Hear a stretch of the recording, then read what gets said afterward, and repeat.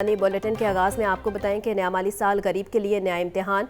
Budget में चीनी घी समेत बेशतर अशिया महंगी होने का इम्कान है। ज़राए के मुताबिक चीनी 5, घी 7, साबुन 2 से 5 रुपये, शैम्पू 15 से 20 रुपये महंगा हो सकता है। चाय, कहवा की पत्ती, नूडल्स, पास्ता, जैम महंगा करने की तजवीज़। मेकअप, इलेक्ट्रॉनिक्स की अशिया, कपड़े, लेदर आइटम्स महंगी होने का इम्कान है और टिशू पेपर, डायपर्स, बर्तन और घड़ियाँ मज़ीद महंगी हो सकती हैं। मज़ीद कौन कौन सी अशिया महंगी होने जा रही हैं, बता रहे हैं जाहिद आबिद। जी जाहिद। जी बिल्कुल, वफाकी बजट में हुकूमत की जानिब से जो इकदाम किए जा रहे हैं उसमें रेवेन्यू बढ़ाने का सबसे अहम टारगेट मुकर्रर किया जा रहा है, जिसमें तकरीबन 2000 अरब के इजाफी टैक्सेस लगाने की तजवीज़ इस वक्त ज़ेर गौर है, जिसमें बहुत सी ऐसी चीज़ें हैं जिसमें लग्जरी अशिया के साथ खाने पीने की अशिया भी इसकी जद में आएंगी। सबसे पहले दरामदी लग्जरी मोबाइल फ़ोन जो हैं उन पर पीडीए टैक्स बढ़ाने की तजवीज़ दी जा रही है, जबकि मोबाइल फ़ोन पर 25% तक जीएसटी भी आएगा। इसके अलावा आइंदा फाइनेंस बिल में दरामदी मोबाइल पर जीएसटी मजीद बढ़ाने की तजवीज़ है और पहले से 25% जो जीएसटी है उसे इजाफा किया जा सकता है और मजमूई तौर पर तमाम अशिया पर 1% सेल्स टैक्स बढ़ाने से दीगर तमाम अशिया भी महंगी हो सकती हैं। 2000 अरब के नए रेवेन्यू इक़दाम पहली मरतबा किए जा रहे हैं और सेल्स टैक्स अगर 19% तक बढ़ाया जाता है तो इससे न सिर्फ चीनी महंगी होगी और चीनी की कीमत में तकरीबन 5 रुपये फी किलो तक इजाफा होगा। इसी तरह 1% सेल्स टैक्स बढ़ने से घी 5 से 7 रुपये किलो महंगा होने का इम्कान है, जबकि साबुन 2 से 5, शैम्पू 15 से 20 रुपये तक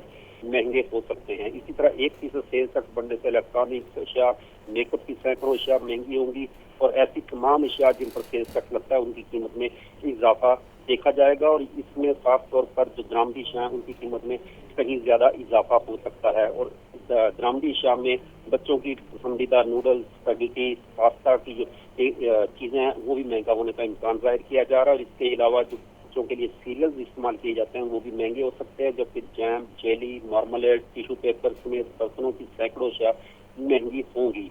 ज़राए के मुताबिक IMF की जानिब से जो शर्त रखी जा रही है कि अपनी टैक्स रेवेन्यू को हर सूरत बढ़ाया जाए, जिसके लिए हुकूमत की जानिब से इक़दाम तजवीज़ किए जा रहे हैं। तमाम हुकूमत की जानिब से ज़राए के मुताबिक हद इम्कान कोशिश की जा रही है कि जो खाने पीने की अशिया हैं उन्हें किसी हद तक मुनासिब सतह पर उनकी कीमतें रखी जाए, लेकिन जो दीगर तमाम लग्जरी अशिया हैं उन पर टैक्स में इजाफे की के लिए हुकूमत ज़हनी तौर पर तैयार है और 12 जून को वफाकी हुकूमत जो बजट पेश कर रही है उसमें यह तजावीज़ असम्बली में पेश की जाएंगी, जिसके बाद इन पर बहस होगी और फिर इनको अपनी मंजूरी के लिए पेश किया जाएगा। जी ठीक है जाहिद, बहुत शुक्रिया।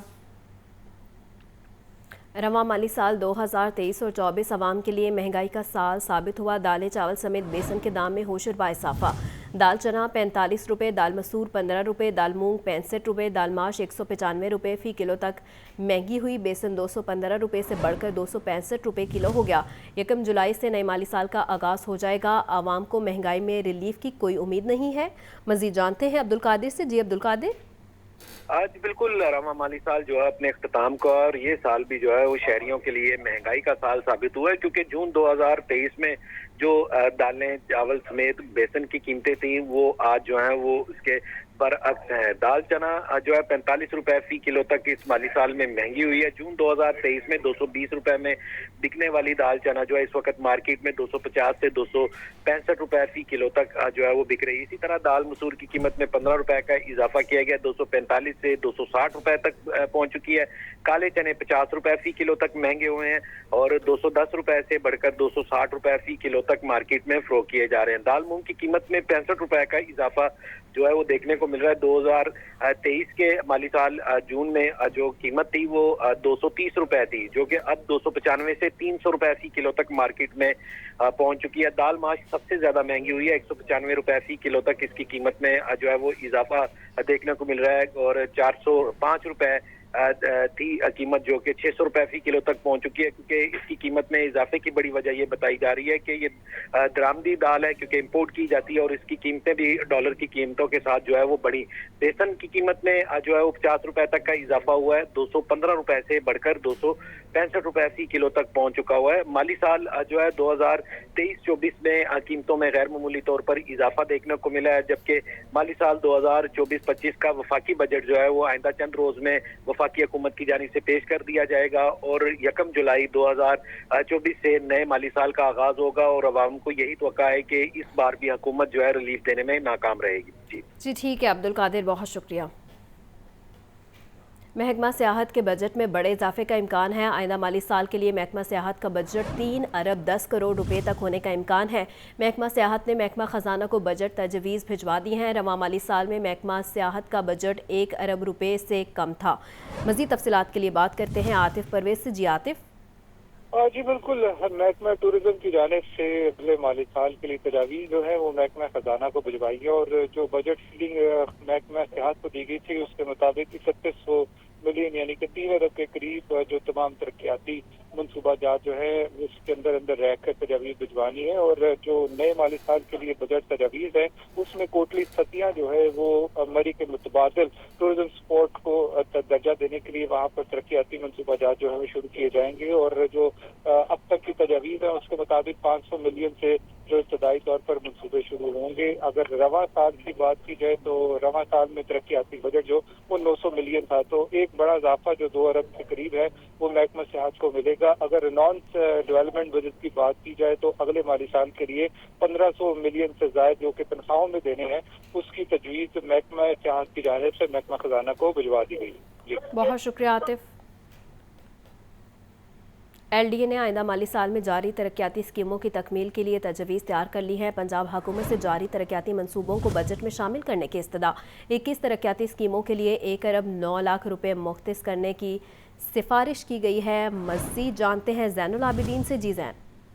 ये LDA ने आइंदा माली साल में जारी तरक्याती स्कीमों की तकमील के लिए तजावीज़ तैयार करके पंजाब हुकूमत को अरसाल कर दी हैं। LDA ने पंजाब हुकूमत को जारी तरक्याती मंसूबों को बजट में शामिल करने की इस्तदा भी की है। नए माली साल 2024-25 में जारी 21 तरक्याती स्कीमों के लिए 1 अरब 9 लाख रुपए मुख्तस करने की सिफारिश की गई है, जिसमें गागा गांव से BRB कैनाल तक सड़क की तकमील के लिए 4 करोड़ 80 लाख रुपए मुख्तस करने की सिफारिश की गई है। इसके अलावा राजपा काना पुल आलू रोड से दिल्लू कला रोड के लिए 4 करोड़ 80 लाख रुपए, इसी तरह राजा भोला ता आलू जुगियां हवेली कुम्हार वाली फिरोजपुर रोड ता अनम रोड के लिए भी फी कस 4 करोड़ 80 लाख रुपए बजट में मुख्तस करने की सिफारिश की गई है। इसके अलावा मेला राम रोड की तमीर, कान्हा ब्रिज हवेली चत्तू वाली के लिए 2 करोड़ 70 लाख रुपए, मेहदीपुर सड़क के लिए 2 करोड़ 80 लाख और कड़याल बतना सड़क के लिए 8 करोड़ 80 लाख रुपए बजट में मुख्तस करने की सिफारिश की गई है। इसके अलावा चक बूटा रोड के लिए 2 करोड़ 80 लाख रुपए, लद्दे की ऊंचे लद्दे की नीमे सड़क पर 4 करोड़ 80 लाख और PP 147 के लिए 9 करोड़ 80 लाख रुपए बजट में मुख्तस करने की जो सिफारिश है वो की गई है। LDA की तरफ से रवा माली साल में भी इन मनसूबा जात के लिए सप्लीमेंट्री ग्रांट के जरिए फंड्स के इजरा की इस्तदा की गई थी, लेकिन नौमुंतखब पंजाब हुकूमत ने फंड जारी नहीं किए, जिसके बाद अब इन जारी तरक्याती मनसूबों को आइंदा माली साल के बजट। बहुत शुक्रिया। आपको बताएं कि माली साल 2024 और 25 का वफाकी बजट आने को तैयार है। हुकूमत का अवाम दोस्त बजट पेश करने का दावा। सदर अंजुमन ताजरान मुजाहिद मकसूद बट का कहना है कि हमेशा से यही सुनते आए हैं कि ताजुर दोस्त बजट आ रहा है, लेकिन ऐसा कभी नहीं हुआ। अवाम और ताजुर दोस्त बजट तब ही होगा जब महंगाई का बोझ कम होगा। मज़ीद जानते हैं अब्दुल कादिर से। जी अब्दुल कादिर। हाँ जी बिल्कुल, माली साल 2024-25 का वफाकी बजट जो है वो 12 जून यानी कि परसों आने का इम्कान है। और इस हवाले से जो कारोबारी बरादरी या जो मईशत को चलाने वाले हैं वो जो हैं उनके भी जो हैं वो कुछ उम्मीदें और कुछ तवक्कुआत हैं। मैं इस वक्त शहर लाहौर की सबसे बड़ी और मरकज़ी wholesale market Shah Alam market में मौजूद हूँ, जबकि अंजुमन ताजरान लाहौर के सदर हमारे साथ मौजूद हैं मुजाहिद मकसूद बट। इन्हीं से बात करते हैं और इनसे पूछते हैं, बट साहब ये बताइएगा कि हुकूमत हर बजट में ये कहती है कि ये बजट जो है वो कारोबार दोस्त ताजर दोस्त है, इस बार भी यही तवक्का है? मैं समझ हम बचपन से सुनते आ रहे हैं कि ये बजट ताजर दोस्त होगा, लेकिन वो दोस्ती कहाँ निभाई जाती है, इस चीज़ की वजाहत की जाए। लिहाजा जो जिस सूरत हाल पे जिस इस टाइम दौर में मुल्क चल रहा है, इसके लिए यानी तमाम ताजर बरादरी के लिए, अवाम के लिए बहुत सारी रिलीफ देने की ज़रूरत है, क्योंकि अवाम पिस चुकी है। शरह सूद की इतनी जो है यानी बढ़ा हुआ है कि हर चीज़ उसका इफेक्ट जो है कि वो अवाम पे आता है, उसमें कमी जो है फौरी की जाए। और इसके साथ साथ अवाम को एक रिलीफ दिया जाए। जो एक दावा किया गया था कि 300 यूनिट तक 200 यूनिट तक बिजली जो है फ्री की जाएगी या उसकी कमी की जाएगी, यहाँ तो आए रोज़ बढ़ रही है। और जिन हालात में चाहे वो ख्वाह इम्पोर्टर है, चाहे वो एक्सपोर्टर है या वो आम ताजर है, यानी सेल टैक्स में जो है कमी का फिलफोर हम मुतालबा करते हैं कि इस बजट में ख़ास तौर पे ताजर दोस्त बजट हो। और ये सिर्फ ताजर दोस्त नहीं, मैं समझता हूँ ये अवाम दोस्त बजट कहलाना चाहिए, क्योंकि ताजर अपनी जेब से नहीं देता, उसे जितनी महंगी चीज़ मिलेगी वो उतनी महंगी बेच देगा। जी बिल्कुल, IMF का नहीं, ताजर दोस्त और आवाम दोस्त बजट चाहिए और यही मुतालबा किया गया है कि GST जनरल सेल टैक्स की शरह में कमी की जाए ताकि अशियाए ज़रूरिया या रोज़मर्रा इस्तेमाल की अशिया, चाहे उसमें अशिया खुरोनोश हों या रोज़मर्रा इस्तेमाल की दीगर अशिया, उनकी कीमतें भी कम हो सकें। और हमेशा यही कहा जाता है हुकूमत की जानिब से कि ये ताजर दोस्त, कारोबार दोस्त और आवाम दोस्त बजट जो है वो दिया जा रहा है। लेकिन इस बार अंजुमन ताजरान ने यह मुतालबा किया है कि हकीकी मानों में ये ताजर दोस्त और अवामी दोस्त बजट उसी सूरत होगा अगर इस बजट में टैक्सेस की शरह में कमी की जाएगी। जी बहुत शुक्रिया अब्दुल कादिर। पंजाब रेवेन्यू अथॉरिटी का रेस्टोरेंट्स में इलेक्ट्रॉनिक इनवाइस मॉनिटरिंग सिस्टम तनसीब करने का फैसला। रेस्टोरेंट्स का डाटा मुरतब कर लिया गया, स्पेशल टीमें तश्कील देकर बाकायदा टास्क सौंप दिए गए। इलेक्ट्रॉनिक इनवाइस मॉनिटरिंग सिस्टम की तनसीब को 15 रोज़ के अंदर यकीनी बनाने के लिए नोटिस भी जारी कर दिए गए हैं। इसी पर हमें ज्वाइन किया है इमरान अकबर ने। मज़ीद जानते हैं। जी इमरान। जी बिल्कुल, चूँकि आइंदा माली साल के हवाले से टैक्स पर जो है अब रेशो बढ़ानी है और इस वाले से पंजाब रेवेन्यू अथॉरिटी ने शहर लाहौर समेत पंजाब भर में रेस्टोरेंट्स मालिकान के हवाले से उनसे डाटा मुरतब किया है, जिसमें पंजाब रेवेन्यू अथॉरिटी ने लाहौर के रेस्टोरेंट्स में इलेक्ट्रॉनिक इनवाइस मॉनिटरिंग सिस्टम की नस्ब के अमल को यकीनी बनाने का फैसला कर लिया। इस वाले से मुरासला भी जारी कर दिया गया है। रेस्टोरेंट्स का डाटा मुरतब कर दिया गया है, जबकि स्पेशल टीमें तश्कील देकर बाकायदा टास्क सौंप दिए गए हैं।